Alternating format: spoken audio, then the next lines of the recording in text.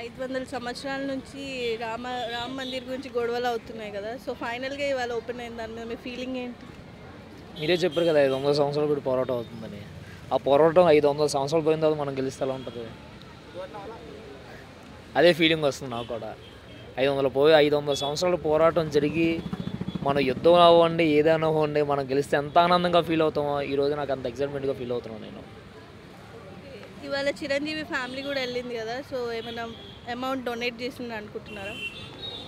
అది వాళ్ళ పర్సనల్ విషయం నాకు తెలియదు. యాక్చువల్లీ అలా అనుకుంటే ప్రభాస్ కూడా వెళ్ళాడు 50 కోట్లు పెట్టి అందరికి అన్నదానం కూడా చేస్తున్నా అన్నాడు. అది అది ఆయన గొప్పతనం లేకపోయేలా ఉంటుంది మనం చెప్పుకోవడం అని తెలియదు. ఎవరికి తగ్గ వాళ్ళు డొనేషన్ చేయొచ్చు చేయకపోవచ్చు. పవన్ కళ్యాణ్ అండ్ హేమమాలిని, అక్షయ్ కుమార్ కూడా డొనేట్ చేశారంటున్నారు. మీరేమంటారు దానిపైన?